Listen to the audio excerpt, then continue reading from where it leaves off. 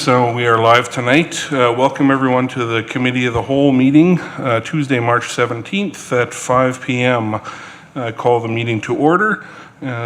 We are without our mayor tonight. She is away. Otherwise, we have a full complement of ready and able councillors to vote and make all kinds of decisions and have all kinds of good conversation tonight. So tonight we have just maybe a quick note for council here. We have quite a hearty agenda tonight, so just if I could ask that everyone keeps your questions that you came prepared with top of mind and keep everything succinct, keep the comments succinct, and work with me as we try to get through a rather heavy agenda tonight. We'd appreciate that. So on to the land acknowledgement. City of Beaumont respects the histories, languages, and cultures of all First Peoples of this land, whether they be of First Nation, Métis, or Inuit descent, and appreciates that their presence continues to enrich vibrant communities across the land. As we gather here in Treaty 6 territory in the homeland of the Métis Nation, we acknowledge that we are all treaty people and have ongoing responsibilities to protect and honor the treaty, the inherent rights of people, and the land. Thank you. And with that, look toward the adoption of the agenda. Clerk, do we have any amendments to the agenda tonight? Good evening. No, we have no amendments to the agenda this evening. Okay, thank you. Internet issue here behind the seats here tonight, so we'll see how everything goes. So, do I have a committee member willing to pass or move the agenda? Councillor Hyde. Thank you, Chair. I move that the March 17, 2026 Committee of the Whole meeting agenda be adopted as presented. Thank you. Any discussion on that motion? Seeing none, let's move to a vote.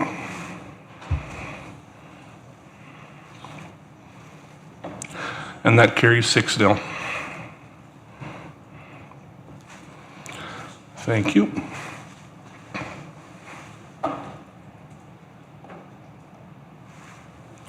Next item on the agenda tonight is open forum. Clerk, do we have anyone registered for open forum tonight? Apologies, we do have to do the adoption of the minutes. Oh, sorry. Yeah, item 3, sorry, adoption of the minutes. No problem. Is there a committee member willing to move the motion to adopt the minutes from the Committee of the Whole, February 17th, 2026? Councillor Natalbos. Thank you. I move that the February 17, 2026 Committee of the Whole meeting minutes be adopted as presented. Thank you for that. Any comments, questions, concerns with that one? Seeing none, we'll move to a vote.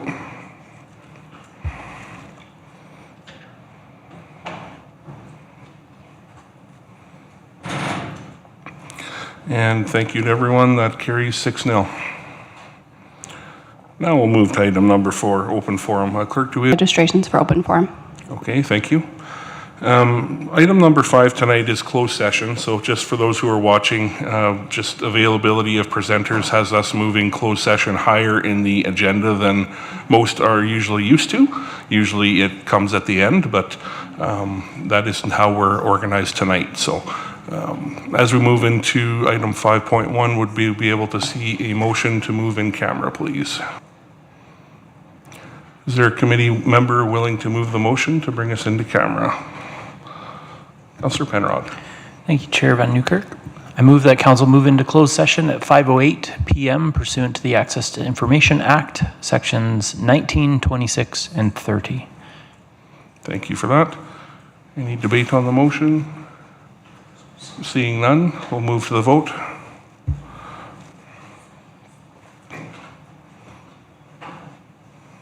And that carries 6-0. And we'll just get the room reset here for closed session.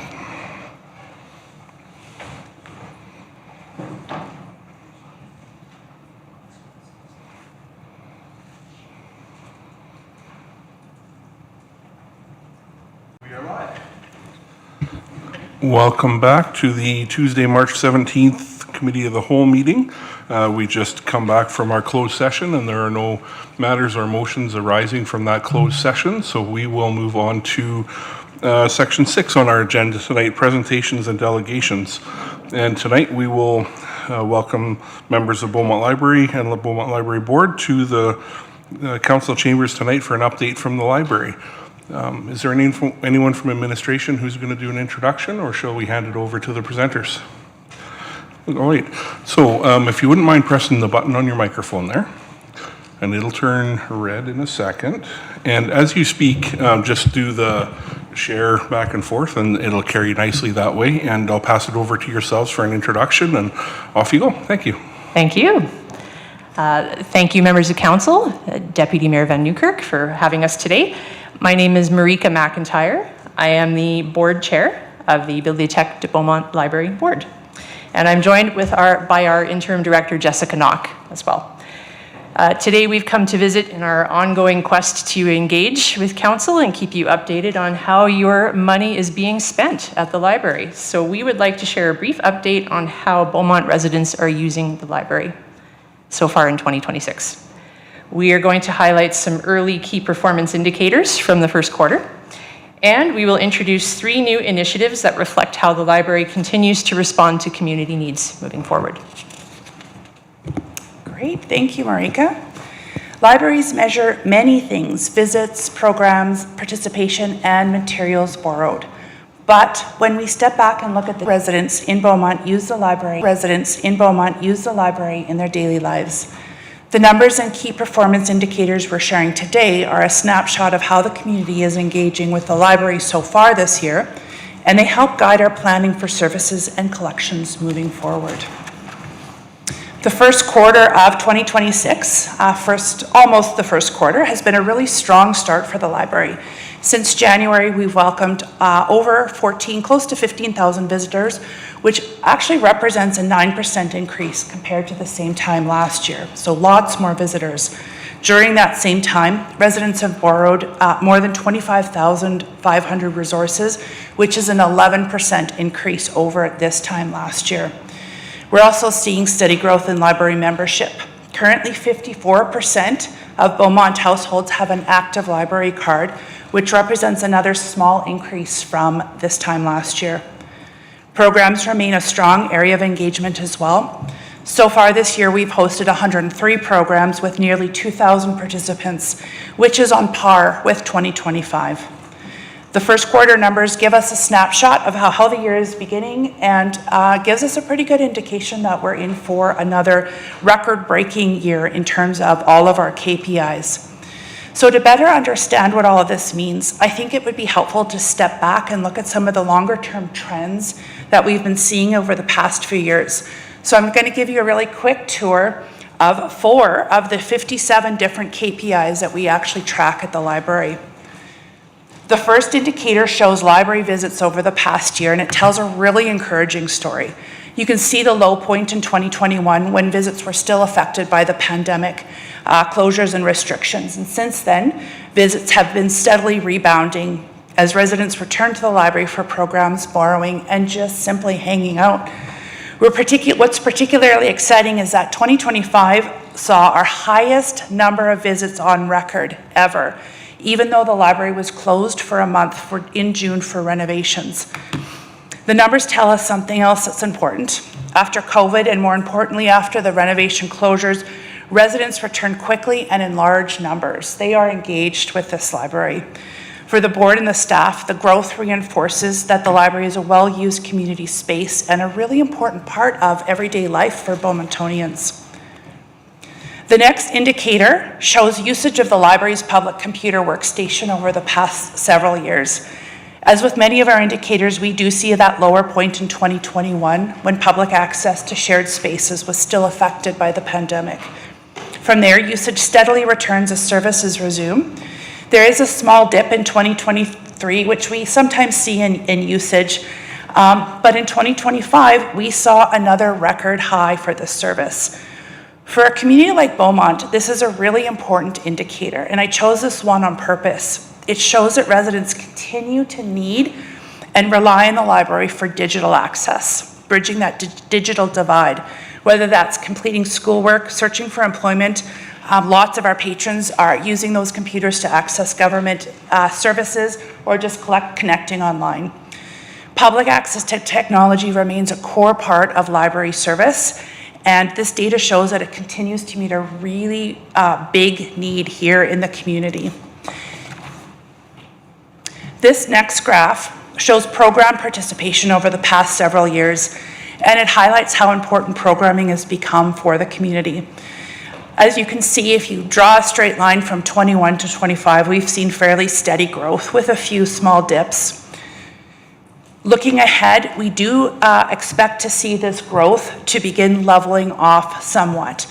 This year, we have had to adjust programming capacity to ensure services remain sustainable within our current staffing complement and budget. In particular, seasonal programming staff were reduced from 2 positions to 1 this year. As a result, programming overall is expected to remain similar to last year's levels, and while demand continues to grow, our ability to expand programming will be limited by our staffing capacity. This final graph shows circulation, or the number of items borrowed by the library each year. And this doesn't take into account any of our digital checkouts, the digital materials that we get through our membership with Yellowhead Regional Library. This is strictly print. So if anyone says that the library is dead and everyone thinks online, statistics like this prove otherwise. In 2025, in fact, we saw the highest circulation on record for our community. Behind that number is a collection that's steadily grown over time as we add new materials and respond to community needs. One of our largest collection growth spurts took place just last year when we added 6,000 new items as part of the community gathering space renovation project. However, we are now approaching physical capacity of our current collection space, so we will also start to see this indicator level off in the coming years until additional space for materials become available. Because the library building can't house a collection large enough to fully serve a community the size of Beaumont, we rely on interlibrary loan to help meet demand. Through our partnerships with libraries in the Yellowhead Regional Library System and beyond, residents can access materials from across the province and the country. In effect, Beaumont residents benefit from a much larger shared collection than we could ever hold locally. And Beaumont residents do make strong use of the regional network. As a result, the library we borrow more materials from partner libraries than we lend, reflecting both the high level of reading in our community and the value of participating in a shared provincial library system like Yellowhead. Taken together, these 4 key performance indicators demonstrate significant growth and community interest in library resources and service. They also help guide how we're developing services and collections moving forward. The next slides highlight 3 initiatives this quarter that reflect those priorities. One initiative that we're particularly excited about this year is the development of a large print collection for juvenile and young adults. This was something that was brand new to me.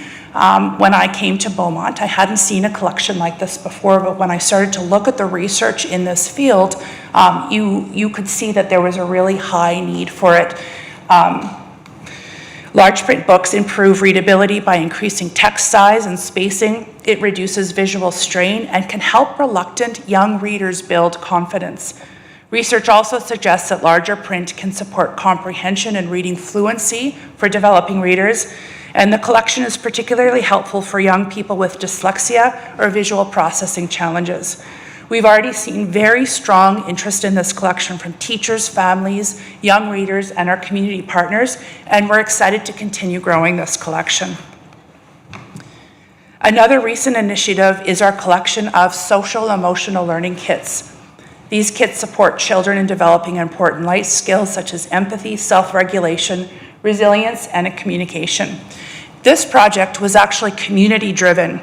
Local educators and community partners had identified a need for accessible resources to help families in our growing community support children's social and emotional development. Each kit combines books, activities, and hands-on tools that families can explore together. And finally, we've also begun a program room revitalization project this year. The library's program room, for those of you who have visited it, you'll know that it's hosted thousands of programs and community activities during its lifetime. It's one of the most frequently used spaces in the building. The furniture and other fixtures are aging, and they no longer meet the needs of the library's diverse programming. The project will refresh the room's programming, furniture, and layout, so no renovations this time, to make the space more flexible and comfortable for the many activities and ages that use that space. I think it's important to point out as well, this project is funded primarily by a community donation, demonstrating strong local support for library programs and spaces. These projects are just a few examples of how the library continues to adapt and respond to community needs. Whether through collections, learning resources, or improvements to our spaces, our goal is to ensure that the library remains welcoming and a useful place for Beaumont residents to be. I'll now turn things over to Marika for a few closing remarks. Thank you. Libraries are often thought of primarily as places for books, but as you've seen today, there are also places for learning, connection, and community life, which is important in Beaumont. The strong early numbers this year reflect how Beaumont residents value and rely on the library. And as we look ahead, the Library Board is beginning to work on the 2027 to 2031 strategic plan, and we will include a community needs assessment, which is starting shortly, to help us better understand how residents want to use the library in years to come. This work will help guide future priorities for services, spaces, and partnerships as Beaumont continues to grow. On behalf of the Library Board, we'd like to thank Council for their continued support of this important community service, and we would be happy to answer any questions. Thank you. Tonight, Councillor Penrod, you're up. Thank you, Deputy Mayor, and thanks Ms. McIntyre and Ms. Knock for a wonderful presentation. Dense. I would dig into it and pull it apart and give you a chance to speak a bit more to it. Make sure that I understood everything that you put before us. Thanks for sharing the 57 KPIs you're tracking and also respecting the time here and really highlighting 4 that really tell the story. So first question, thinking about your slide around supporting social and emotional learning, just wanted to invite you to say a bit more about local educators. I think is pretty straightforward, but when you refer to community partners, who might they be? And then the broader question is really around, how do you think about the role that our public library plays in helping newcomers in a rapidly growing environment like Beaumont, helping newcomers to connect and become oriented, integrated into our history and culture in this place? Yeah, I'm going to take that one. I'm just jotting down a few notes, so those are great questions. So, community partners. We are part of a group called the Beaumont Interagency Group, where we interact and engage with members from different schools, local FCSS, the youth center, local housing, etc. This group meets quarterly, and these are the places where we start to hear the needs for these kinds of resources beyond what's able to be provided in the schools. And then for your other question, the role that the library plays in helping newcomers integrate. And do you mean anyone new? Yeah, anyone new. Yeah. In my experience in public libraries, which has been long, I have found that the library is the first place that anyone new to a community shows up to. I have had the privilege of using Google Translate in many different languages in order to help people get their library card literally on the second or third day that they are in the city or the community that I am serving. It is absolutely the first place that newcomers go in order to engage with the community, find a place to be until they find all of their other third places that they want to have in the community. They use it as opportunities to engage with children or community members of their own age through the programs, and they use it as a way to find resources and materials. When you look at those digital use stats, it seems like such a small service that we offer on our 8 little computers. It is huge. When I walk by there, I see people from all walks of life using those computers to access government services and resources. This is what our newcomers need to have: access to computers, access to internet, and access to staff who can help them navigate all of this stuff and make them feel comfortable in a space where they might not feel comfortable depending on where they've come from. Thank you. I'm glad I asked the question. Appreciate the extra color there.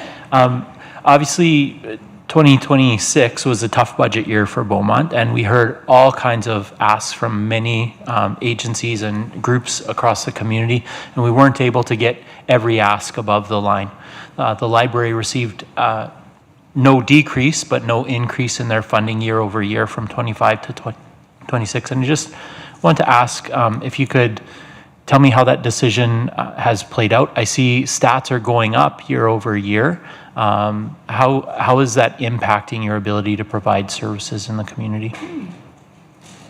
Do you want me to take that, or would you like to try? Do you want to? I can try. Yeah, oh, it'll be great, yeah. So I think council threw us a challenge, and that was to find a way to find efficiencies within our own budget, the same way that you were doing with every other program and every other place that you were supporting. So I feel that we were able to do that for 2026. Our original ask was $1,388,900. And that was expected to help address modest staffing increases for the year, to address frontline service gaps, to help merit and cost of living increases for existing staff. We do know that some neighboring libraries have faced upward salary pressures that have actually led to unionizing. And we feel in Beaumont that if we are able to maintain adequate salaries and treat our staff well, that we can head that off and make sure that everybody is happy. We also saw several inflationary increases in fixed operating costs, including a $12,000 annual lease escalator that we had to prepare for too. And then of course, the demands on population growth and collections and whatnot. So we ended up, the net result of council's decision was an $84,800 reduction ultimately, with that flat 0% increase. So we had to make some adjustments on our end. We had to reduce our staffing budget significantly. Some of the things that we did to achieve the reductions and bring us in line were eliminating a planned 21-hour-a-week part-time position. We also did not increase an existing part-time position that we had. We were looking to add 7 hours a week to an existing part-time, and we weren't able to do that this time around. We also had to remove one summer reading coordinator position. Every other year we've been able to fund 2. We were not able to make that happen this time. So we will see ultimately some impact to summer programming as a result of having to go down to 1 coordinator. We were able to realize some savings from leadership transition from Laura's departure and in the process of hiring someone new. But still we're dealing with upward pressures. We know that Yellowhead Regional Libraries is coming to us with an additional ask this year, and that's the city's membership in YRL that's coming out of our budget, and we have to be able to meet that. We were really lucky as well that we had the grant, the CFEP grant for the Community Gathering Spaces project. We were able to absorb some of the impacts of expanding collections directly out of that grant, and the net result of that was that we were able to actually cut collections out of the rest of the budget for this year. So we were able to find some ways to offset, but we do know moving forward that this plan is not sustainable as is. Thank you. I would say that was a pretty comprehensive answer. Appreciate it, and thanks for doing the work. It's obviously you've done a lot of preparation for this presentation and for questions. So I'll head it over to my colleagues. Thank you for your public service, both on the staff and the board side of things. Thanks, Councillor Penrod. Councillor Hyde, over to you. Yes, thanks for everything you guys are doing. It was fantastic to take part in the young stories last night. All of the participants were excellent, and great to see that you're very engaged with our youth today, because we need more and more of that. The question that I have is, how are you progressing as far as bringing the Francophone heritage into the library so that people understand what is Beaumont all about and where did it come from? Like, are you actively trying to bring that into your space as well? I just wanted to know if that's part of your mandate, because I know that council has talked a lot about making sure that we preserve our heritage, our way of the past, and I'd just like to know where you're going with that. Oh, you want to go ahead and take this one? I'm happy to, just from an operations standpoint, yeah. So I can answer from an operations standpoint. We do maintain a portion of our collection budget for Francophone materials, and we actively collect Francophone materials for our collection. In the past, we've also brought in additional, like borrowed from other libraries, additional Francophone material so that we could expand that collection even more without having to dip into our collections budget. So that is definitely part of our collection development mandate. In terms of programming, we do offer French story time and partnered programs for French health information for littles as well. As we move forward into our community needs assessment and our strategic planning, I'm really anxious to hear from the Francophone community about how they feel the library can serve them optimally. In fact, we've only begun engaging with our contractor who will be working with us on the strategic plan, and we've already identified the Francophone community as one community that we want to target with focus groups so that we can learn more about how to continue meeting their needs. Okay, thank you very much. Councillor Colesmith. Thank you, Deputy Mayor. I've actually had 3 of my questions preempted. So, but I'd just like a little more detail around some of the metrics you used. I was curious, how is a visit measured? Like what constitutes a visit when we say the visits are going up?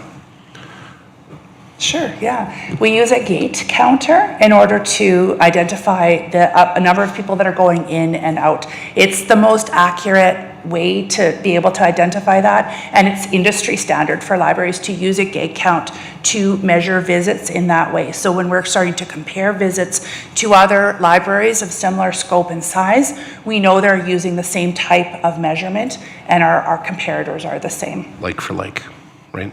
When comparing, okay. And then when we said 54% of households have an active library card, is that if you looked at each address in town, 54% of them? It's not like an average of population? It is an average of the population. So we look at the number of households. We use Statistics Canada data and the same sorts of percentage increases that the City of Beaumont applies to their own data interpretation. We use those number of households and we divide it by the number of what we call active card holders. So these are people who are have actively used their card in the last year. So we don't want to inaccurately inflate those numbers at all with all of the old cards that are sitting in our system that are expired. Perfect. Thank you very Yeah. much. Councillor Murray. Thank you so much for the presentation. My questions are a little simpler. I'm just curious, out of the number of borrowed items, is there one like genre or age, I guess, that is getting borrowed more often? Like, is it more children's books or is it more adult reference, that kind of thing? I'm so glad that I asked our collections manager this question in preparation for this. It is by and large our juvenile and children's materials that are circulating the most. Okay, that's good. Yeah. And then, like, I know that we took part when the kids were really little in those programs too, so I'm sure they come in, do the books, do the programming and that sort of thing. What is the percentage, and maybe you've told us this before in other presentation, of your funding that goes towards procurement of new books or like more resources within the library? So I have that number, but not handy. Would it be possible to follow up with that percentage after? Yes, Yeah, definitely. I don't even need an exact number. I just thought it would be interesting to know. Yeah. Yeah. And what do you have right now for staff?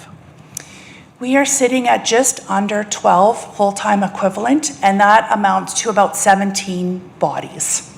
Okay. Yeah. Cool. Awesome. Thanks so much again for your presentation. Yeah, you're welcome. Thank you, Councillor Murray. And most of my questions were asked and answered already, but I will just hammer home the fact that those graphs are the way to go. You know, they really tell the story. We're really moving to a data-driven decision-making world where people want to see the facts, the stats, the data, and I think that's exactly hitting the mark on that. You know, when it comes time to justify and defend why the ask is what the ask is, and you know, how it fits in right now at this point in time. I think those are really good tools. So, you know, the challenge will be track 41 metrics instead of 57, and you guys can sort that out. But so I guess one question I'll ask, just ponying off Councillor Hyde's ask on the heritage side of things, and I just turned your mic back on. How do you expect that you're going to work with whoever is supporting you to find the Francophone community?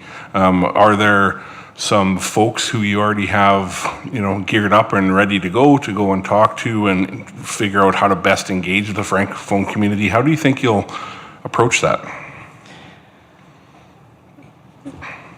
I mean, that's going to be an ongoing piece for us, obviously, as a part of this community needs assessment. We do have some people who are regulars at the library who are involved in programming, involved in volunteering, and involved in the community in general, who are definitely seen as assets in that process, helping us to locate, find more of these individuals who can provide that feedback. And we intend to do that with the Francophone community and with other communities and other partners that we have as well. Yeah, no, that's great. Yeah, during, you know, I promised myself I wouldn't say during the campaign, but here I go. There was a lot of focus on where Beaumont was, where Beaumont's going. And there was quite a few comments around heritage and around what does it mean to be a you know, officially bilingual community. Mm-hmm. And I think one of the things that I'll be watching is to see how well you're able to connect with the Francophone community to get some data, because the city's going to need to do the same thing, right? Absolutely. And so you're going to be breaking some ground here, maybe on this heritage side of things, and you know, I'm really optimistic to what you're going to be able to dig up here. So we look forward to sharing that information with council once we get it as well. So yeah, that's great. Okay, cool. Any last closing comments from yourselves at all? I think we appreciate the feedback that we've gotten from council today. I think I can say that comfortably on behalf of both of us. That being said, we are certainly open to other information, other KPIs that you might be seeking. We recognize that you are focusing on being more data-driven, as are we at the library. We want to make sure that we can show the real results of everybody's investment and contributions in the library here. So, are there any other KPIs that come to mind right now that you would like to see in future presentations? Yeah, if there are any that come up through council, Councillor Penrod sits on the board, so we can maybe shovel them through him, and they would make it their way to you guys. So yeah, that's great. We would appreciate that very much. Okay, thank you for coming in tonight. Our pleasure. Thank you for having us. Right on. Okay, as we transition to our next item, we're going to be looking at item 6.2 on our agenda tonight, the land use bylaw options discussion. And we're joined by Ms. Raymond and Ms. Sharp. Now, are you guys moving? Are you? Okay, sounds good to me.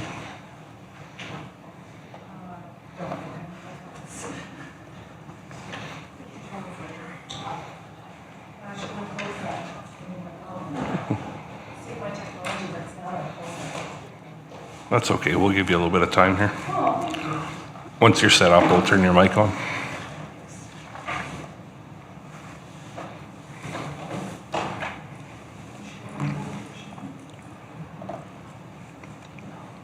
So what I would say, council, is this item may have propensity to wander, so let's try and keep this discussion as focused as we can. And I think this is where it's very important for administration, and I know it's going to come up, you know, that whole role of council versus role of administration piece is a piece that I'll focus on quite a bit during this, and I'll probably ask a bunch of questions and reminders on that. So your mic is red.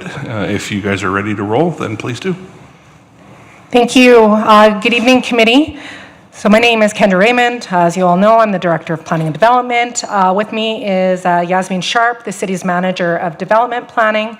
And we really want to have a two-way dialogue and get your feedback on where committee sees the challenges with the development process And we really kind of want to focus the conversation in on our phased approach and talking about what's going to be in phase 1 versus what's going to be in phase 2, because I think and a lot of the information here that's presented in terms of that oversight on complex development permits, a lot of that's in the attachment there. You can find more information. We will be exploring this information further as we go through the larger land use bylaw update process, so don't feel like you were pressured to make any decisions or provide any feedback on that in terms of referring this back to council for a decision, because that would be where we would need to go if council did want to direct us to do more work on defining a bit more on that oversight on complex development permits now versus doing that as part of the land use bylaw project.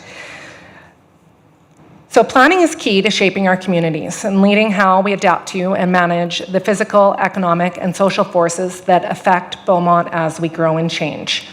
So today we really have two things we want to talk with you about, primarily focusing in on that phased approach, but getting your sense about what problem are we trying to solve. There's many different ways that we can look at that oversight, but we really kind of want to get the committee's feedback on what those challenges are. So that's our intention. So hopefully when we get to that point, we can engage in that dialogue. That's why we're sitting up here versus sitting back there, so that we can kind of have that more conversation focus here. So turn it over to Yasmin. Yeah, to get started, we thought it would be helpful to talk a little bit about what the current bylaw is based on. So when our zoning blueprint was first being established, the city was going through a lot of reflection about what it wanted to be as it grew up. You know, in 2019, we adopted the municipal development plan that established that 25-year vision and striving towards a complete community. The town became a city, and we even reevaluated what the motto of the community was. You know, I grew up with life is better in Beaumont, and then we reimagined that to with spirit or avec esprit. So I just wanted to take a couple moments to talk about how that with spirit was intended to be integrated in the land use bylaw. So in architecture, landscape design, urban planning, there's this concept of spirit of place, and it's used to mean creating environments that respect, enhance, or embody the local character, history, and natural surroundings. Basically, regulations that want to work with the local community and the priorities rather than actively working against them. So that was what the land use bylaw was attempting to capture. Through the land use bylaw and the urban design guidelines, that sense of place and spirit is codified. Centreville is established as the heart of the community. Regulations create sites that are walkable and to the human scale. It promotes high-quality material, French architectural influences, neighborhoods that are inclusive, and aiming to design in a way that seeks to retain identity in spite of growth. The hybrid approach between traditional zoning and form-based code or form-based code zoning provides more room for that identity, spirit, and sense of place to be regulated. So you're looking at a flexibility in uses and how those mixed, but more clear definition on how it integrates and how it should look and feel. Also, developing a land use bylaw is very much a balancing act. You're balancing democratic oversight with consistent rules-based approach, individual property rights with community aspirations, and then also balancing certainty and predictability with enough flexibility to adapt to a better way of doing things or cite specific anomalies or unique circumstances. So as you're well familiar now, the land use bylaw establishes what uses can occur on the site, the intensity of those uses, and then different regulations that deal with how it looks, how it feels, how far it is from the property line, how it interacts with public spaces. It's also, land use bylaws are very much a product of their time. They're meant to evolve with best practices as building and market trends change and a community grows and evolves. They're adopted by council based on the best information that's available at the time. So all those lofty goals that I talked about in the previous slide, those have been translated into regulations that now exist within a very established legal framework. That legal framework is set forward through legislation, and then it's been tested for decades through case law. So the bones of the land use bylaw are good, but it is intended to be a living document. Kendra's gonna go into more detail about the phasing of the project, but one of the aims of that first phase will be to add clarity to the regulations to make sure that the intent is actually being realized and those regulations can operate within that legal framework that's so well established.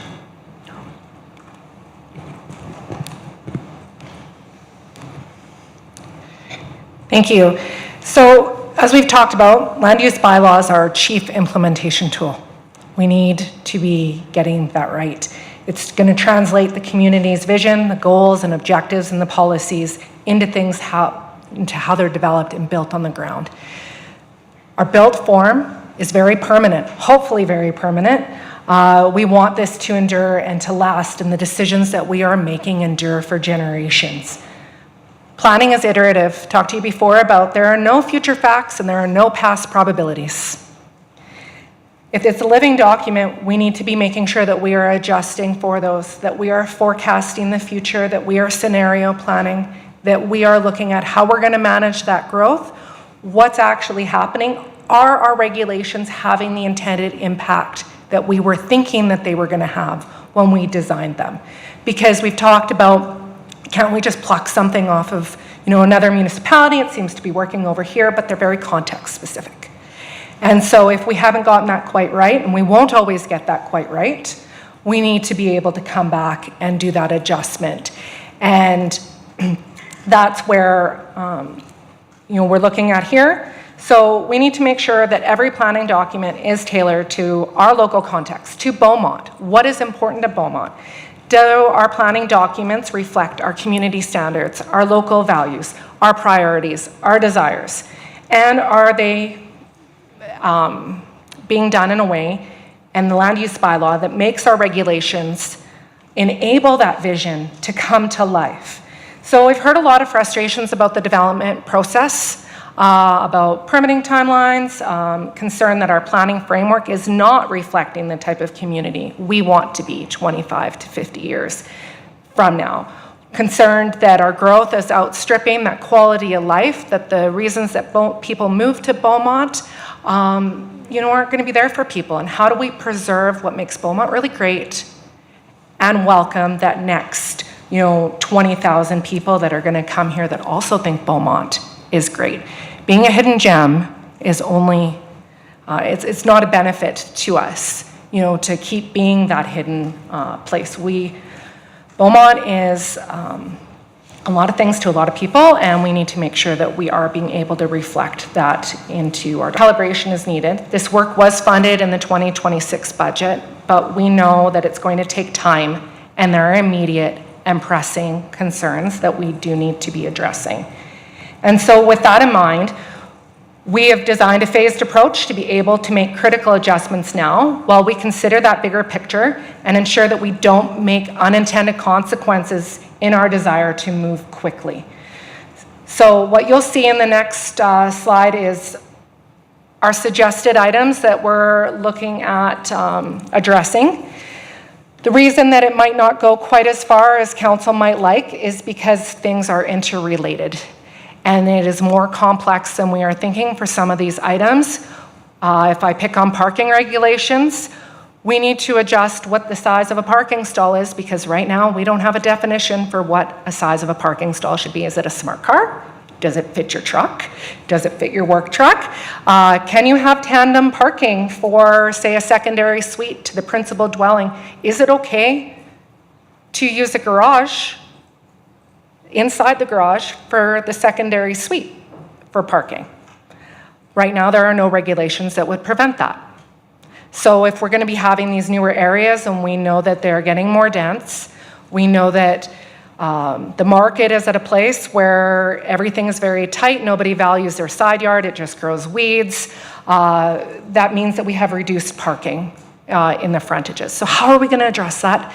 And that's the stuff that we're going to do in phase one, but when we get into phase two, that's looking at things like minimum parking standards. That's where we're going to look at the different types of uses, because that is very nuanced, and we need to make sure that that is that made in Beaumont solution. Also density, that is another one, that there are many different ways to look at density, site-specific, neighborhood.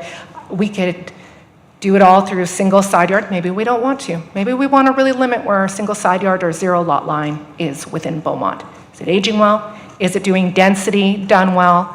What are we going to do as a suburban community that within our own context, but also thinking to the future?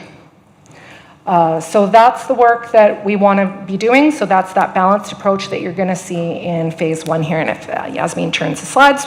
So we're talking about minor parking regulations.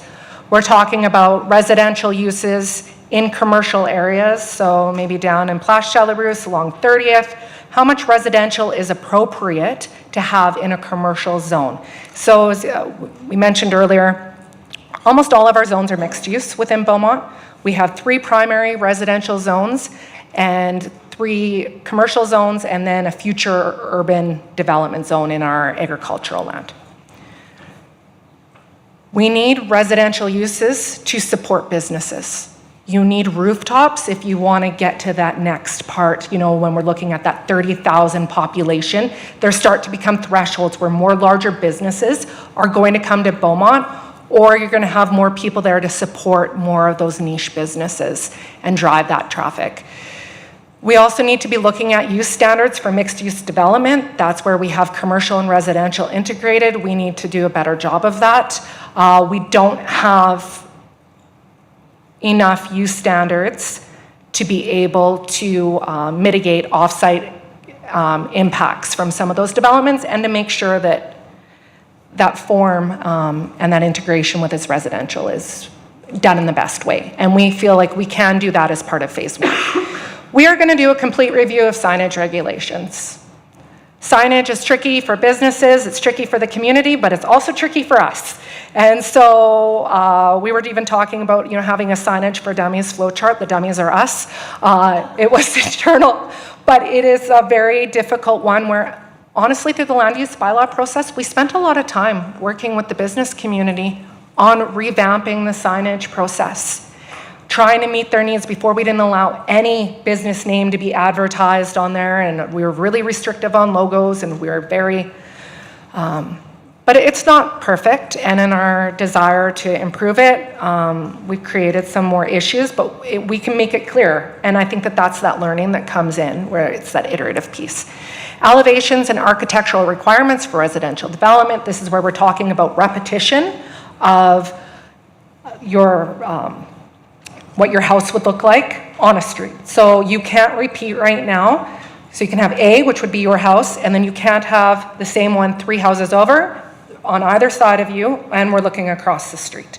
We're a little more restrictive than most of the region is, but we don't have, we're getting about 8 different plans from, I think, the same few architectural consultants who are designing the plans.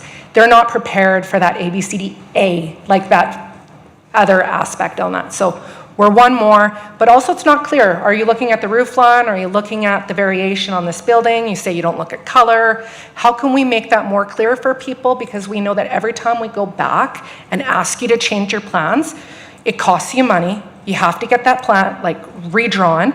You probably have already sold this house, so now you got to go back to the person, and you got to go back to the developer to get architectural approval.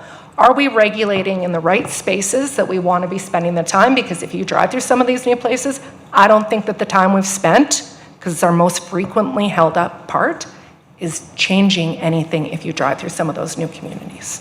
If you drive through the newer parts of Azure and whatnot, does it look that much different? Because we spend a lot of effort on that, and I don't think it's paying off. Then we're also going to be refining those use definitions. So we're looking at, right now, we took everything. We no longer have low density, medium density, high density. We just have dwelling units. That does not help us, and we do not have really good use classifications between those different ones. And the reason that some of this is in phase 1 as well, and we're not going a little further, is because we're also really careful. We don't want to undo the bylaw inadvertently. So changes that we make Now, we will be respecting those. We're going to go back. We will have engagement on these things. Our plan is to get this done over 2026, be able to bring those amendments back to council with that decision. That will not be the first time you will have seen any of these amendments, by the way. So you will be involved in this many times over as we work with our consultant to refine that work plan. You will be very tired of us, I'm sure. But rest assured that we will be involving council and the public every step of the way. This is the two-way discussion part, though. So is there anything else that you would add to this list and things that we need to be considering as it relates to development pressures? It might be a natural break here to just, Andrea Yasmin, about what the desired outcome of our discussion is tonight. Like, you're asking a question Yeah. here, but one level higher, what do we Sure. want to accomplish tonight? What's that look like? I think it's a few different things. One of those is we want to understand what you're looking to change with the development process. That is one thing we would like to understand a little bit more. And then the other one is, what are some really pressing items in your mind with the land use bylaw, development permitting, that if you had a magic wand, what would you fix first? That is, and we will talk about it. So we're going to add it to the list. We're going to consider how it fits, because some stuff that you might want, we might be able to go, we can't do that as part of phase one, but we will come back with a reason why and what that scope of work looks like for the phase one, phase two. So does that help? I think so, and I think when I think back to all the concerns that have been brought up, I think you nailed darn near every one of them in your preamble here as well. So first up, I have Councillor Hyde.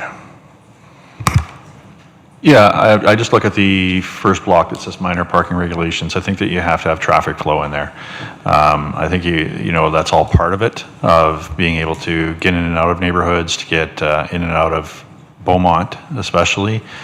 We've got to be looking at that a little bit more clear as to, I know that there's traffic studies that are done, I understand all that, but we have to have traffic flow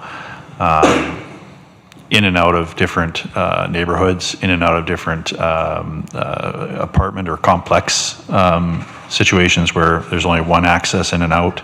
Those are the type of things that I'm talking about. So it's just actually having access to and out of Beaumont and the different areas that we're building. Sure. I'll just add to that really quickly. We are going to be looking at, we are conducting parking studies, and we will be looking at that traffic aspect. But that's a good point. Thank you. Thank you. Councillor Colesmith. I've been waiting for this for a long time.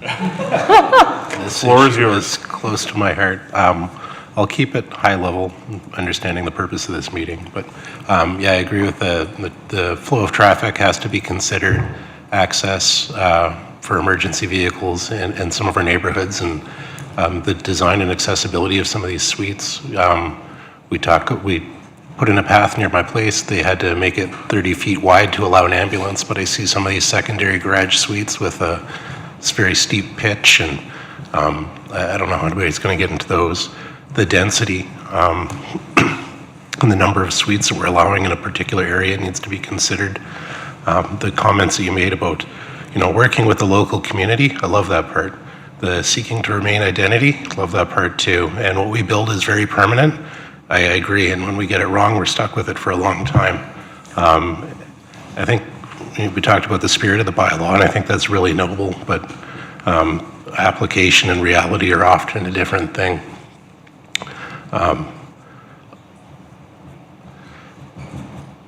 I'll leave it there for now, knowing that I could take up the rest of the meeting, and I'll let some of the other councillors have a say. Yeah, feel free to jump back in. Councillor Natalenbos. Perfect, thank you, Deputy Mayor. I do feel I could also speak quite a bit around this topic, but I won't, not at this point in time. But I do have a quick question in terms of phases. Adjusting discretionary versus permitted for some of the development permits, where would that fall if we want to make some changes to whether it's permitted or it's discretionary? Would that fall in phase one or phase two? Through the chair to Councillor Natellenboss, I think that the answer, sorry, is it depends, because it would depend on what use you want to adjust. Some of those might be taking us away from, say, our desire to have more affordable housing or to increase the housing supply. Some of them might be fairly simple. So would be happy to take that if you have that, or we can come back and ask for that too. Yeah, I guess my question to you then would be, what's the best option? Run through the list and identify the ones that I guess I potentially feel could be changed to discretionary as opposed to permitted, and then get your feedback that way? Would that be the easiest approach? Maybe let us know what you're thinking, and then we'll go from there. Okay. Start there with your list. I see the CAO jumping in here, sorry. Mike? Yeah, thank you. And both Councillor Colesmith and Councillor Natellenboss sort of triggered this for me, and I'm just going to try and help from a process perspective, because this thing's wide open.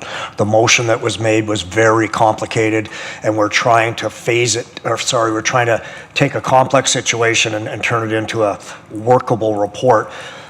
We all know that each one of you have a whole bunch of input you're going to want to put into the land use bylaw. A lot of that is still coming down the pipe. You're going to get an opportunity to do all of that. What we're really trying to do tonight is identify, is there something we're absolutely positively missing in these phases, and that, you know what, that needs to be in phase one and it's not, at a higher level, and then we will adjust the phasing, and this is going to be a long process. So I really appreciate both of your comments of saying, you know, I could take up the whole night, because I know you could. Let's try and focus on the phases, and then you'll get your opportunity for sure. Great comments. Thank you, CEO. Councillor Natellenboss, you wish to continue? No, I think I'm good for now. Thank you. Okay, sounds good. I'll maybe jump in with one here, and then I'll move over to Councillor Murray. So on the elevations and architectural requirements for residential development, on that one there, I wonder if there was some aspect of accessory buildings in there. I know there has been a little bit of heartache in the community around two-story accessory buildings.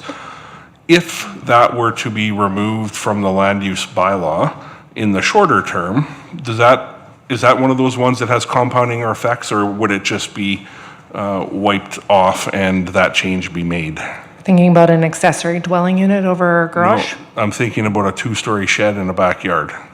Oh, yeah, that can be changed. That can be in phase one. Okay, sounds good.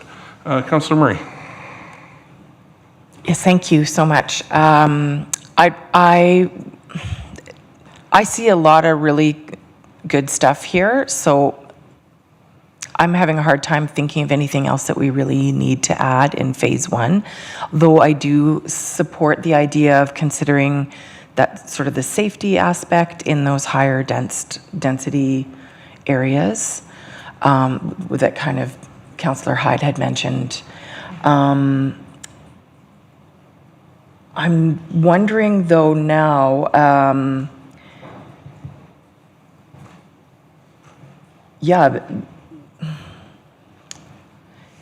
in terms of the mixed use, you kind of mentioned that it's intended to be so that the local residential can support the business.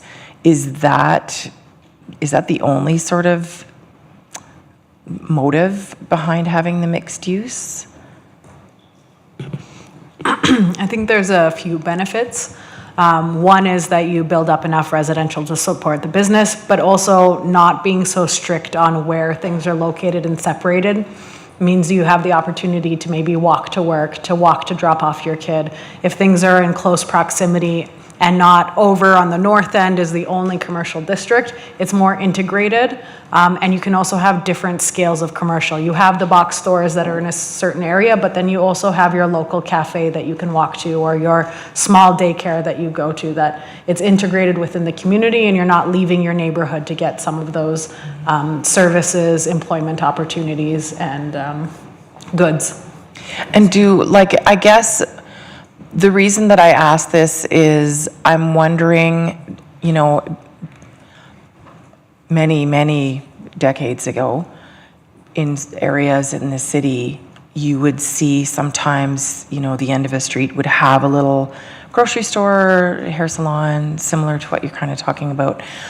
But I wonder, is that something that we think is like kind of looking to the future? Is that really sort of the wave of the future? Or are we going to end up with some of these as more empty buildings?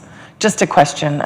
Yeah, I think that's a great one. I think that is what the land use bylaw, especially in the integrated neighborhood district, is trying to do. It's trying to have neighborhood level amenities so that it's close, so that, you've got all that sort of stuff. There's nothing wrong with a neighborhood convenience store, or something, as long as we are able to deal with the impacts that might create.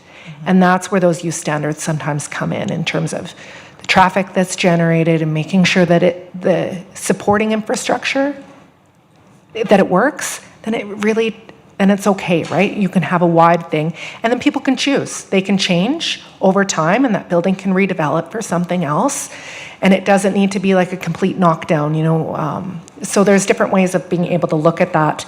And I know that we're going to get a little hung up on, there's a lot of things to talk about in terms of this matter. And one of those first items is going to be coming to do an actual SWOT analysis with council and with the public. So don't think that if you don't get this out right now, we're never going to hear it. So just wanted to say that as well. I just wanted to add one more comment for your question about the risk of creating plans that have empty lots. One key part of the process is the developers are often the ones that are proposing these neighborhood plans. We're looking at them and making sure that they fit the city's priorities, but they're very much looking from the lens of, is this marketable? Is this going to be able to come to fruition, or am I going to be stuck with an empty lot? So there is that push and pull between admin and the developers, that they're not motivated to put forward a plan that isn't going to work. Right, okay. Yes, thank you again for your attention to all this. Move to the CAO. Yeah, just very quickly, Kendra, you triggered something for me when you talked about that SWOT analysis. Can you say a little bit more about that? Because that was the thought, the expectation that I had is that's going to be the chance to roll up the sleeves and just do nothing else but that. That would be correct. Yeah, thank you for that. It's a gold star.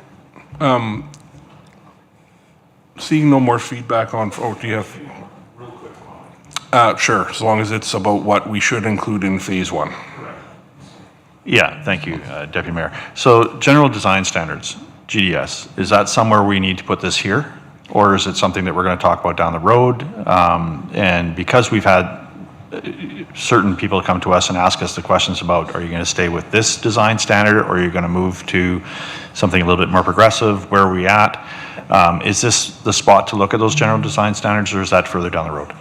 That will be further down the road. It needs to make sure that the general design standards are building what we say we want to build, so it's another layer down below this one. It's very specific on that infrastructure, but we will get there. Okay, thank you very much. That's my only question. Now, I know the word and concept I'm going to bring up here is quite lower than what we're thinking here, but I know it's going to come up as a topic as we approach mid-June, July, and into August, and that's naturalization. I wonder if there's a piece in the shorter term to explain what that is, what it isn't, and I know there's been, I don't know if you fast forward to fall last year, there was a lot of conversation about it, and I do anticipate it again, so if it fits here, great, and if not, let's highlight that very well in the SWOT analysis, so. Thank you.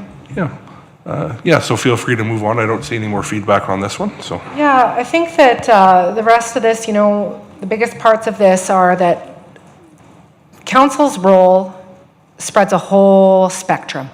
And you can either go from being, this informed decision maker, and you're setting that policy where we're talking about what's council's role in the decision-making process. You can go right through to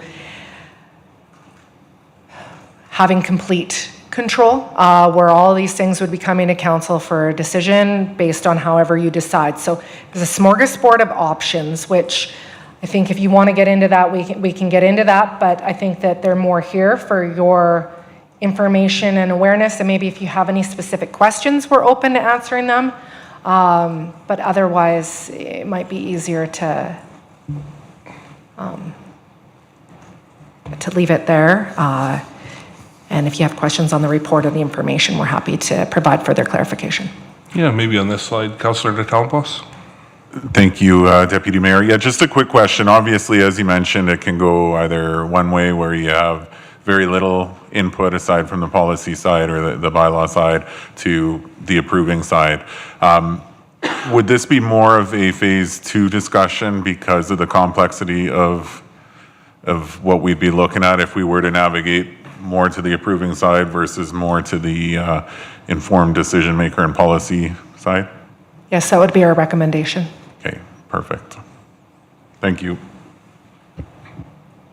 Yeah, and what I'll reiterate on this slide here is that as we go through this process, there's going to be a lot of public engagement and public conversation, and there's really going to be a willingness for council to want to be involved in some of that. Sometimes we're best to stay away from it. I'll just put that out loud right now and let the community speak. And other times the community is going to be coming to ask us for our answers and our thoughts. And I think that we're going to have to be really careful to not misspeak, overspeak, or speak out of turn on any of the issues that are coming forward or any of the issues that we're going to be making decisions on, because there's a public hearing process that is going to happen X number of times, 3, 4, 5, 6, 7, 8, I don't know how many. And then there's going to be ASPs and NSPs. The public hearing process needs to be an unbiased, non-biased process. And if a councillor has been somewhere saying something that might be out of turn, that process is at risk. So, you know, council's role as an informed decision maker, policy and regulatory authority, and approving decision making authority. We're going to talk about all that and what council does and doesn't do along the way, but thank you for indulging my soapbox on that, folks, because it's going to be so important as we move forward. So, yeah, I'll pass it back to you, Kendra. I think if council doesn't have any further questions, that would be the end of our presentation tonight, and we'll be continuing along with our phased approach. Sound good? Last chance, no more green lights? Okay. Thank you very much for that. Appreciate it. Thank you. Council, just as a matter of timing, anyone looking for a break now, or shall we soldier through the next item? I'm fine. Okay, we'll move on to the next item, number 6.3. Mr. Suter, are you ready to go? Good evening, committee. I'm just waiting for the clicker. There we go. No problem. Sounds good. I'll pass it over to you when you're ready. Thank you. Thank you. Good evening, committee. I'm Paul Suter, Director of Community Services. Pleasure to be with you this evening. It's unfortunate our SME on this matter, package here that we'll run through. This is an opportunity for conversation with the committee on the future as we review C-52 Municipal Grant Funding Program. You'll find in your package a brief report at a high level, a PowerPoint. There is an attachment 1, which consists of some kind of highlights the changes, as well as a copy of the current policy that we have. And the intention here was not only are we required to bring this back for review, but it also provides administration an opportunity to look at some of the gaps, look at some of the challenges we've had and heard about, and try and make things quicker, easier, and more straightforward for us, for council, and obviously at the end of the day for the applicants, which is why we're mainly here. So January 24, Council approved the current municipal grant funding policy, C-52, scheduled for review, as I mentioned, in 2026, which that's why we're here. Administration has recommended policy amendments following applicant feedback and a comprehensive internal review.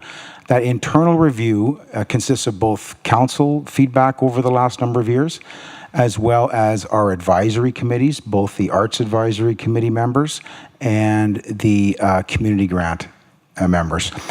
Everything that is provided in feedback, we make note of at the time, whether it's during a grant funding recommendation or anything else that kind of bubbles up. So this is reflective of those notes, the challenges that we all already knew about, and trying to make things better.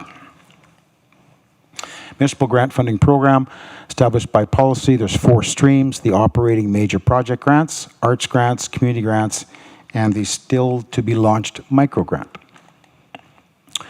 The decision-making process that we have currently for arts and community grants, council decides the allocations of those grant streams based on what administration and the committees are seeing for uptake and allocation annually as part of the budget process.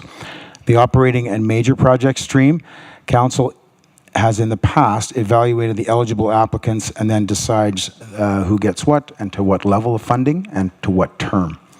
And then the micro grants is something that's approved in the policy, but we haven't been able to roll out in the past, mainly because there was no funding allocated to that stream. As well as with these committees that are established, there's bylaws that are applicable. Bylaw 1037-23 and 1039-23 establishes the Arts Advisory and Grant Funding Advisory Committees, whose mandates include reviewing applications and recommending funding. And Bylaw 1027-23, which sets out procedures for council committees, which currently stipulates that advisory committee may hold up to 8 meetings per year, which we have seen in some cases is problematic. Proposed policy changes are eligibility and ineligibility, assessment and approvals, disbursement schedule, and responsibility to implement. These are the 4 pillars or themes that have come clear through this internal review that we've undertaken, and we'll address them here one by one. Eligibility and ineligibility, that's a mouthful. Recommendation is based on some feedback that we have heard over the last couple of years. We're suggesting to remove the age requirement, which is currently set at 16 years of age for applications for individuals, both in the arts grants and the micro grant. We have seen some applications come in when we were challenged about why 16 was set in the past. It was likely going back 3 or 4 years ago when the first iteration was established. It was likely an environmental scan that led us to some of that as a best practice. However, as part of this review, we are seeing within the region that this is in alignment with most what everyone else is doing. There's either nothing in place for age, or there's, if you're under 18, it's just a stipulation that you have someone who's 18 as part of the process, to a parent or whatnot, guardian. And the main advantage to removing this age requirement would be to support our young artists when they come with great ideas, whether it's something for themselves that they can share or something in the public realm.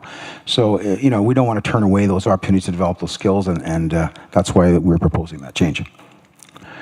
Operating and major project grant assessment and approvals. This has been the most challenging stream, and the reason I say that is it was a pivot several years ago from some long-standing legacy grant allocations and awards that were given out to various organizations consistently at the same level to the same organizations. So at the time, the direction was to roll everything into this stream. And so if there's a bigger ask, then that's where they would fall. The challenge has been, it's been a little clunky, if I can use that word, in how we get through the process. When we first came to council, we were hoping to get it at the budget time. That was postponed into the new year 2 years ago, which then was a concern for the groups that were waiting, because they typically put an EOI, an expression of interest, in June of the year. They came to council in the fall, made their presentation.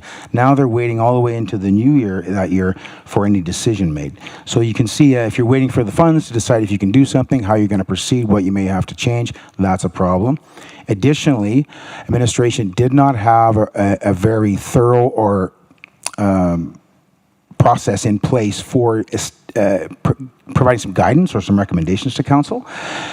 Last year, same thing. We had the budget, which is the right timing for the decision. However, we still hadn't got a very thorough process in place that council can feel comfortable and defend decisions, because we're talking about multi-year funding here. We're talking about bigger dollars attached to these grants.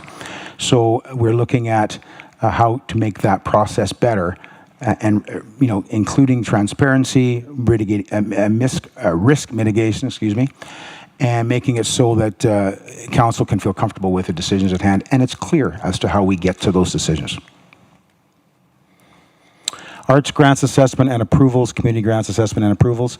Recommendation is the adjustment of the approval process and decision-making to be made in alignment with the authority granted to the committee as per the Art Advisory Committee and Grant Funding Committee bylaws.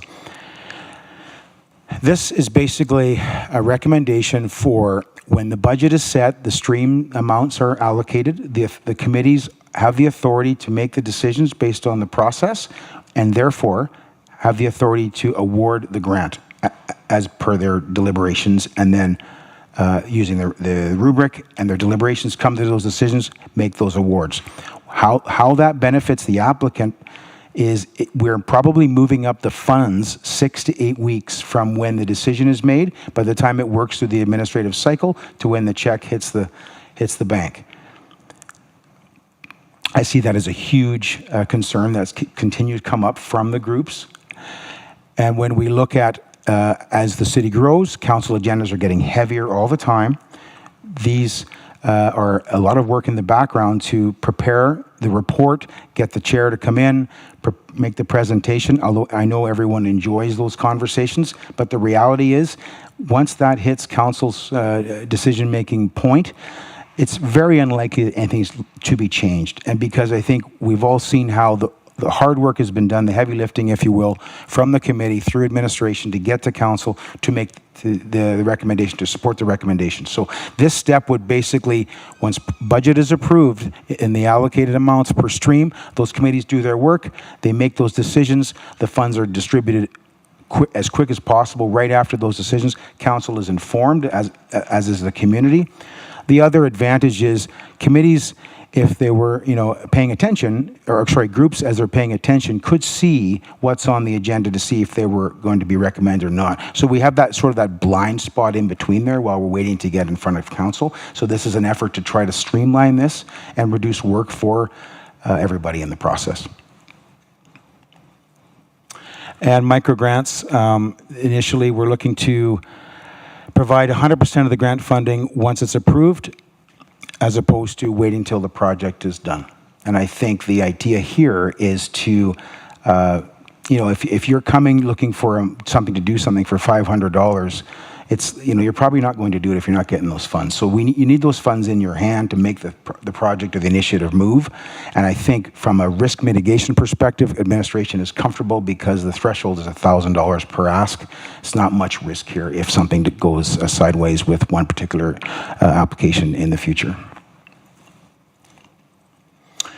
Authority and responsibility to implement, that's sort of what I talked about. It is an adjustment to responsibilities of administration, providing information and recommendations to council currently, and establishing an internal adjudication committee for the review and scoring of operating and major project grants. So what we would do if this would be a go is we would once a year strike in a committee of administrative representatives internally, review based on a scoring rubric those bigger asks, and then we're in a better position to make thorough recommendations to council at budget on who should get what and why. And then again, if council is in a better position to have those deliberations, as opposed to you're just coming in, you've seen these presentations, where do you go from there? So we're trying to step up our game in the background so that it's a very quick and hopefully painless or less painful conversation to get those applications awarded. Proposed bylaw changes. So should these recommendations be supported, we would likely bring this back in a couple weeks for the policy revision and then adoption. We would then have to come back with some changes to the committee bylaws to reflect and support and give the authority to implement these policy decisions. So with the bylaw 1039, the Arts Advisory has a mandate to decide art grants, and then we have to add, in addition to deal with a conflict of interest. We looked at that last year when it came to the Community Grants Committee. We're trying to clean that up here so that it's in an alignment with how that works. Conflict of interest has unfortunately come up once and alluded to a couple of times over the years. We're trying to make it clearer and have something in the bylaw that addresses it so that it's very clear for a committee member when they could be in conflict and how to recuse themselves of that and why. Bylaw 103723 would provide authority to both the Arts Advisory and the community grants to have authority to award the funds based on their deliberations. And bylaw 102723, which is the overall committee bylaw, specific to all council committees, we're asking that the committee meetings could be authorized to a maximum of 12 per year. What we've been doing in the past, mainly with the arts, is we come back and we ask for permission from council to add more meetings so we can have the arts grant deliberations. They're very time consuming. We don't want them to take away from any other work that the committees are doing because they're typically only meeting 8 times a year, 9 times a year. Those are, if you don't have more meetings specific to the grant deliberations, you're then really impacting that work, that annual work plan and what other work the committees can accomplish. So this is a bit of a cleanup with the bylaws, which would support the policy changes we've recommended. Thank you. I will endeavor to answer questions. Again, I've flagged I'm not the subject matter expert. Jasmine does a tremendous job. I'd like to thank her and her team for this work to get here. I'd like to thank LLS for their support in reviewing our bylaws and being open to bringing them back for some changes to support these changes. So thank you, committee. A great example of administration looking closely at all the feedback that's been received in this part of the mandate. And I'll just recognize that feedback probably came to you in a dozen or 15 different streams. It wasn't through 1 or 2 places, right? So gathering up all that feedback and bundling it up here is a big task. So, yeah. Yeah, thank you for that, Chair. Yeah, the feedback has come from applicants directly, either through the various staff we've had over the last couple of years, also from council, either through, if you recall, we had some groups that were interested come in last year. Boy, time goes by, I can't even remember. I think it was last year, to speak to some of the challenges they've had.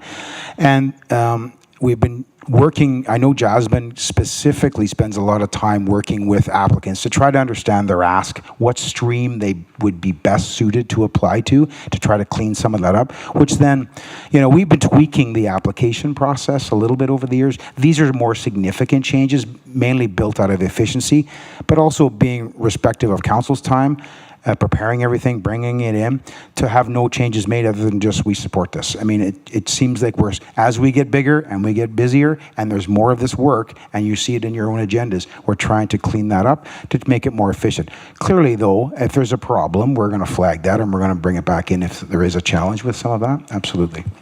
Yeah, and I think that's apparent here that if there's a problem, it's going to be flagged. So, you know, when we look what this work has done is it's taken a practical approach by empowering the committees to do just a little bit more, or empowering them a bit more to allocate funds. And in the back end of all of it, it's you know, also taking some pressure off council's ever-growing agendas. So attachment 1, much appreciated. That was a great summary and really, you know, bundled everything up nicely into one spot.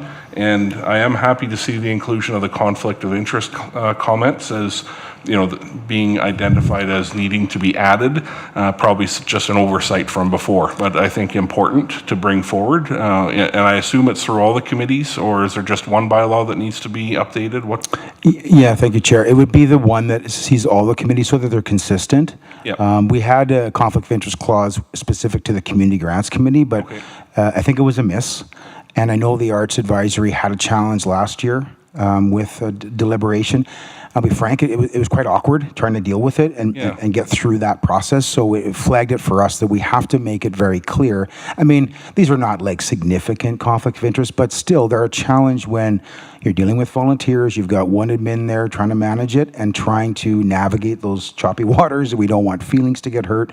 It has to be clear, and then give us the authority as to why we would make a decision, or the committee would make a decision on that particular issue. Great, thank you.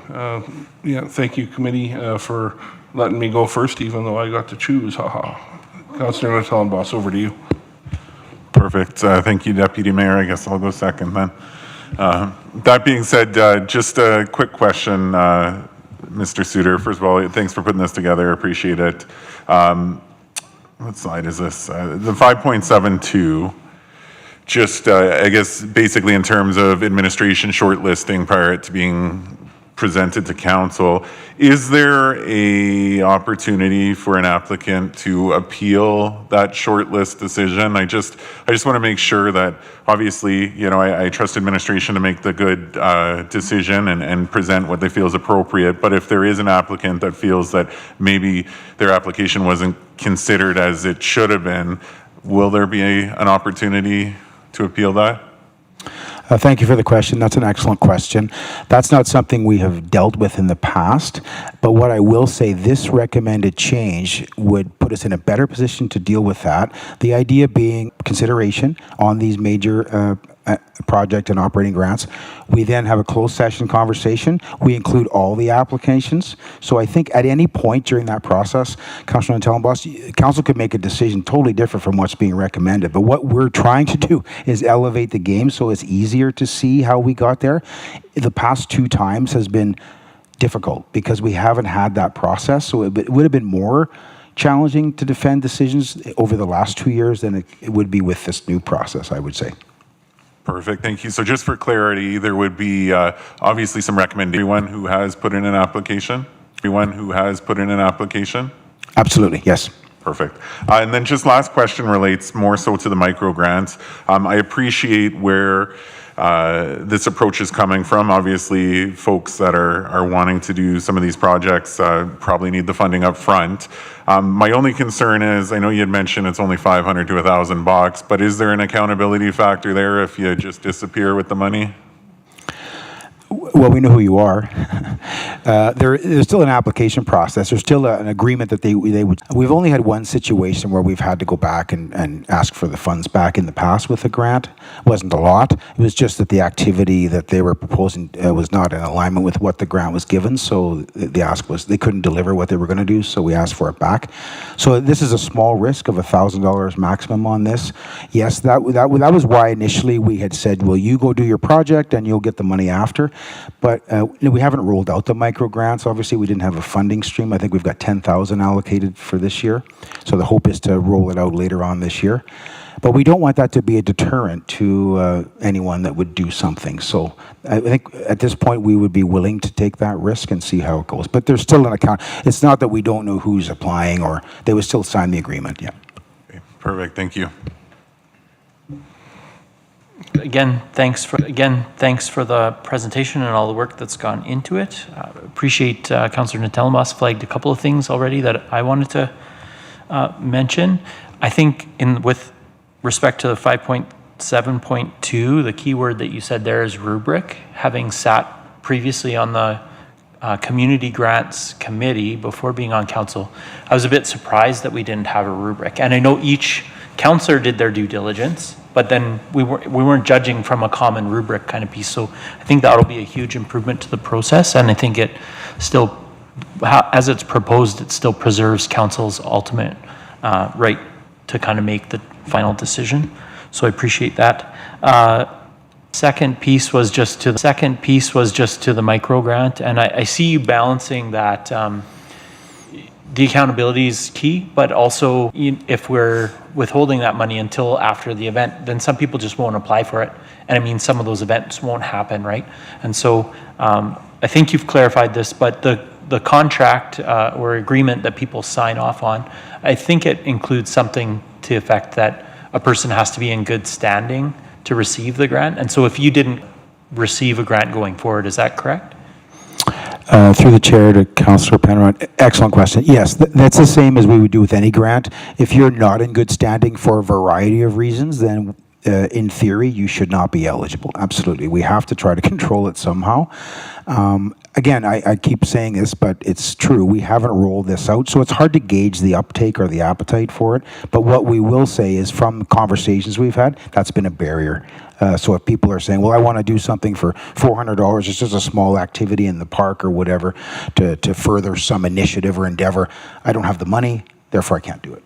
So we're really just, we're not helping the whole purpose of the grant program there, yeah. Yeah, I was excited to see and look forward to them rolling out. Is there a communication strategy? I think I read in the report that that's set to go live in June. I believe so, yes. Yeah. Yeah, there would be a communication strategy, absolutely. With any of these recommended changes, Jasmine will have some work to do, obviously, if this goes through in a couple weeks. The bylaw work will come back a little bit later, so for the spring intake here, nothing's likely to change, but we're getting this geared up so that we can make these improvements and these changes going forward past that. Yeah, I look forward to seeing the comms on that micro grant, and so we can amplify it as council.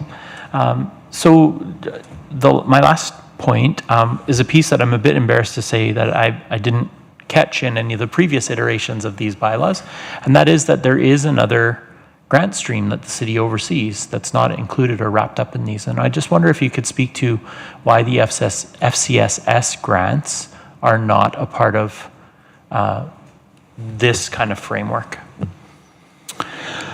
We have aligned how they do them very similarly, but they're not included in this municipal grant funding program currently. It's something we've been looking at, trying to integrate as best as possible, mainly to make it more clear how they're and what they're eligible for, but also to try to make it more efficient for administration. We're not quite there yet, but we're a long way from how we used to allocate those grants. Process in place than there has been in the past. Yeah. Is there a particular reason or challenge that the FCSS grants were excluded from this framework? I know that some of FCSS funding is a matching partnership with the province, but I don't think that provincial money comes through into those grants. I could be wrong. Yeah, a lot of the grants they're very aligned with what the mandate is, where it's just different from what this is. This is much more of a community-based program. FCSS is very, there has to be certain within the alignment of what's required to spend those funds. So it couldn't be just for this or that, like what you'd see through arts or what you'd see through community grants. So they've been separate the whole time. We're just working on trying to make them consistent with each other. So at least the process is the same. Communication could be similar, but to fully integrate them, I'm not sure we would do that. Yeah, I can appreciate there's some challenge there. Committee of the whole, my suggestion would be that we do some thinking about how it might be possible to bring this in under the framework. Item 5.1.1, I think it is in the current bylaw, talks about funding availability and that on an annual basis, council shall identify all amounts to be allocated for grants as part of the budgeting process. And it strikes me going through it this time that council is currently blind to those funds. They're maintained year over year potentially, but as we're making decisions about the overall amount of funds that are being allocated for grants in the community, currently we don't have all the information to do that. So something to take back and consider. Thank you. Thank you, Chair. Yeah, thank you, Councillor. And question from Councillor Hyde to round everything off here. Yeah, thank you, Deputy Mayor. Thank you, Paul, for trying to bring, and your team, for trying to bring this a little bit clarity into these grants, because one of the biggest complaints I've had is, where do I go? How do I do this? Which grant stream do I go? This isn't making any sense. And we've had a lot of confusion around that over the last few years. I'm just hoping that, as you were saying, and I guess you can't speak to it as much, but helping people to properly navigate where they should be doing these grants is really imperative, the communication around here. I'm just wondering, how is your team going to be doing that? And specifically around the operating major project grant, I think there was a lot of confusion around that grant, and these people were applying for $50,000 plus under that operating grant, and sometimes they come out with $10,000 and they can't even do the project. So I think the communication around those type of things are imperative, and I just wondered what type of work you're doing on that side of it. Yeah, through the chair to Councillor Hyde, thanks for the question. Yeah, we recognize some of those challenges we've had. What you've heard is not unlike what we already knew, or we're hearing the same. Change is hard, and I think, to be honest, some of those groups had to make a big change in how they went about their business as far as asking for funds. In some cases, they were getting automatic funding for years without any questions, without any rationale as to why that amount of funding was given. It was just something that we've been doing. And as we grow, it becomes very challenging to continue doing one thing and not opening up the conversation to other opportunities for other groups and other entities and projects and ideas. So that was the impetus for making a change to the overall program. Yes, Jasmine and her team are working very hard. It's pretty much a requirement now. If you're going to apply for a grant, you got to talk to Jasmine. And we're doing that concertedly because we want to make sure that she understands what you're trying to do and then where best you should be directed. And not everybody's going to be happy, and we understand that. That's inevitable. But I think and again, the funding levels really haven't changed. The only reason the micro grants are even potentially going to be funded this year is because to the earlier conversation about these committees and their roles, they're very diligent on the funds that they recommend spending because they don't usually spend right to the max. So they really take it seriously on that. So, we looked at where the kind of that maximum average spending was, and we took 10,000 from that stream, try and put it to the micro grant.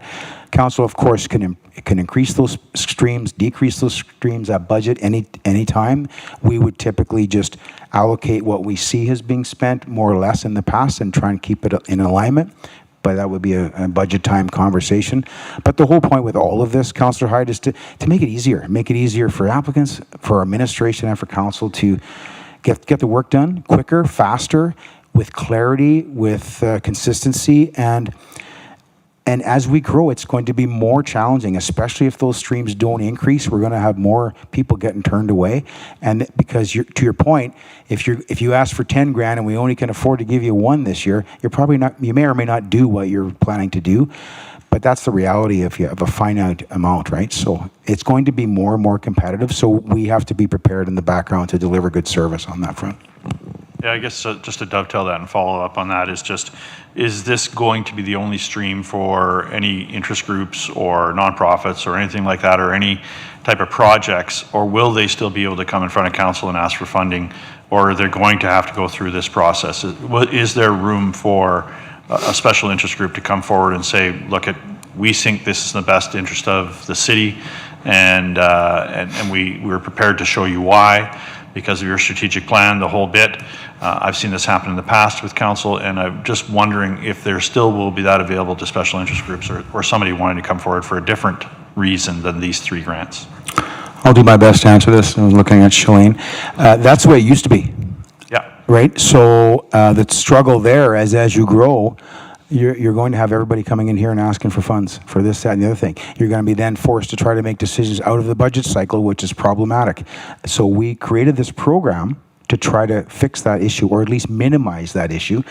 But of course, a person, a group, open forum, registered presentation, they can come in and make an ask of an idea, an initiative, an opportunity, and council, of course, is within their purview to make a decision at that time.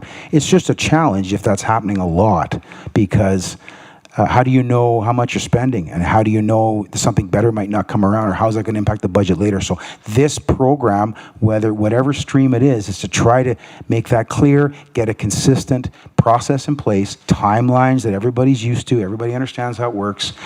And also then, from a risk mitigation, you understand where the money's going. You understand why. You're seeing the benefits. You're having the reporting back, all these layers. Anybody that applies for a grant, whether it's federally, provincially, whether it's Blue Cross or the co-op, there's all paperwork, there's application, you don't get it for a handshake and a question, right? You have to do the work, and we work with people to try to make sure they get the work done so that it has a great chance to get funded, but there has to be work on both sides. There's no way around that. And I totally understand that, and that's where I was going with that, is just the communication around this, that we want to be very clear and very transparent as to this is the way we're needing to do things now, and this is why. I think that's what we need to do, is definitely have that communication out to the public, that they understand the whole process behind all of that, and that's kind of where I was going with that. Yeah, no, I understand, and I can respect that and appreciate that. I do know, though, before the operating and major project stream was existent, we talked to the groups, we talked to them. I'll admit, though, they may not have fully understood how this was going to end up. And it was, like I said, it's been a challenge for us even to administer that. And I think these recommended changes for the policy should really improve the entire process moving forward. Clerk? Not the clerk this evening. Sorry. But I just want to through Deputy Mayor to Councillor Hyde. I just want to add on to Mr. Suter's. So council always has discretion if some funding comes in front of council. We try to direct them as much as possible, of course, to the grants. However, if there is something that came up that didn't say qualify into the grants, council always can use their PR funds to fund anything with regards to that. And I have seen that come forward. And further to that, if I can add, even as administration, if we see an opportunity that is tremendous throughout the year, we would likely bring that forward for a conversation, at least to get some consideration, or at least flag it for the upcoming budget. So it's not that we're not aware or wouldn't want to engage on that. It's just, it's trying to keep it orderly and process-based so that it's equitable for everybody. Yeah, thank you. Yeah, and I would just conclude by saying it's our role to direct all those conversations toward, you know, the fair equal access process that the distribution of taxpayer funds is set up for. And that's kind of what we've seen in the evolution. And tonight, when I first got elected, the process was not that at all. It was sit with a PowerPoint presentation, and we've come a long way since that. And I just want to thank administration for the many iterations that I've personally seen of this, and we're getting better every time. And when someone, not if, when someone points out something else that we can consider, I'm confident that council is going to hear back on it. So with that, I'll close this item off and move on to 7.1, which is any new councillor inquiries. I'm not aware of any. Have any popped up during the meeting? No? No, there are no councillor inquiries. Okay, thank you. And there's an information only item included as 7.2, so that piece serves its purpose there on the agenda. And seeing no other further issues to address tonight, I will adjourn this meeting at 7:24 p.m. Thank you very much.